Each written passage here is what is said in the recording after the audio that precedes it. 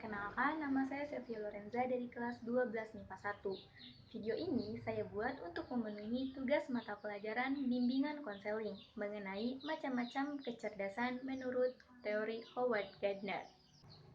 Kecerdasan. Apa sih yang terlintas di benak setiap orang setiap kali mendengar kata kecerdasan? Nilai IQ yang tinggi, nilai akademis yang bagus? Jadi, apakah anak-anak yang tidak ber-IQ tinggi dan nilainya kurang bagus dikatakan tidak cerdas? Tentu konsep seperti ini keliru, bahwa kecerdasan itu bersifat satu kesatuan dan semua individu cukup digambarkan oleh suatu kecerdasan tunggal yang dapat diukur. Lantas, makna kecerdasan sendiri itu apa? Jadi, makna kecerdasan itu sendiri adalah perihal cerdas atau kesempurnaan akal budi manusia.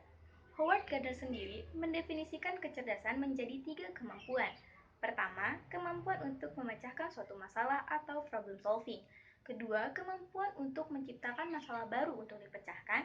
Dan yang ketiga, kemampuan untuk menciptakan sesuatu yang baru atau menawarkan pelayanan yang berharga dalam suatu kebudayaan masyarakat.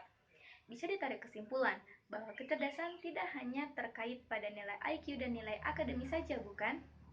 Howard Gardner dalam bukunya Frame of Mind Theory Multiple Intelligence menyadari bahwa setiap individu memiliki potensi atau kecerdasan yang berbeda. Maka dari itu, dia mengelompokkan kecerdasan manusia menjadi 9 jenis atau yang kita kenal dengan istilah kecerdasan majemuk. Apa saja kecerdasan majemuk itu? Yaitu, pertama, ada kecerdasan linguistik. Kedua, ada kecerdasan logika matematika. Ketiga, ada kecerdasan visual spasial. Yang keempat, ada kecerdasan musikal. Yang kelima, ada kecerdasan kinestetik. Yang keenam, ada kecerdasan interpersonal atau kecerdasan antar pribadi. Ketujuh, ada kecerdasan intrapersonal atau kecerdasan dalam diri sendiri. 8. Ada kecerdasan naturalis atau kecerdasan lingkungan. Dan yang kesembilan atau yang terakhir ada kecerdasan spiritual atau spiritual eksistensial. Nah, tentu sejauh ini kita sudah memahami bahwa setiap individu memiliki kecerdasan atau potensi yang berbeda-beda. Namun, tidak jarang ada saja yang menganggap diri mereka tidak dibekali kemampuan apa-apa, dengan menganggap diri mereka itu tidak sempurna bahkan terlalu buruk. Hal ini terjadi karena adanya negativity bias atau kecenderungan kita untuk mengingat pengalaman atau informasi yang sifatnya negatif. Hal ini tidak serta-merta membuat kita menyalahkan ini kepada diri kita sendiri, karena pada dasarnya negativity bias adalah warisan turun-temurun dari nenek moyang kita terdahulu. Lalu, apakah negativity bias atau kecenderungan kita untuk memperhatikan kekurangan diri ini ada dampaknya? Tentu saja ada. Hal ini senada dengan penelitian yang dilakukan oleh Muller-Fisher pada tahun 2019 yang menyatakan bahwa setiap kali negativity bias bekerja, maka self-esteem atau rasa percaya diri atau rasa keberhargaan diri kita sendiri itu terancam.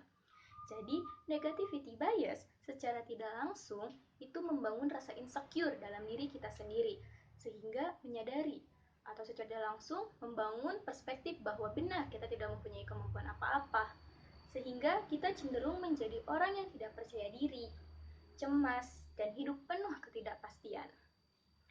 Lalu, supaya nggak insecure itu seperti apa dong tipsnya?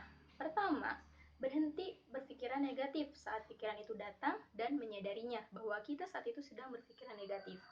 Lalu, menutup balik pikiran negatif tersebut dengan pikiran yang positif. Baik, saya akan menjelaskan salah satu dari kecerdasan majemuk ini, yaitu kecerdasan linguistik. Apa sih kecerdasan linguistik itu? Jadi, kecerdasan linguistik adalah kemampuan mengolah kata secara efektif, baik lisan maupun tulisan. Ciri-ciri orang yang memiliki kecerdasan linguistik adalah bahwa dia peka terhadap bunyi dan bahasa. Lantas, kalau kita menyadari kita mempunyai kecerdasan seperti ini, apa yang harus dilakukan untuk mengasahnya?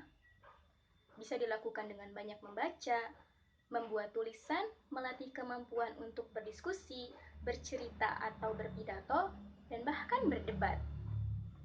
Jadi, Saya simpulkan dari video ini bahwa setiap orang memiliki potensi atau kecerdasan yang berbeda-beda. Tidak bisa kita samaratakan dengan tunggal dan dengan cara yang terukur. Nah, yang membedakan kecerdasan tiap individu adalah tarafnya saja, sejauh mana kecerdasannya dan sejauh mana dia melatih kecerdasannya tersebut. Sekian video dari saya, semoga bermanfaat dan mohon maaf bila banyak kekurangannya. Wassalamualaikum warahmatullahi wabarakatuh.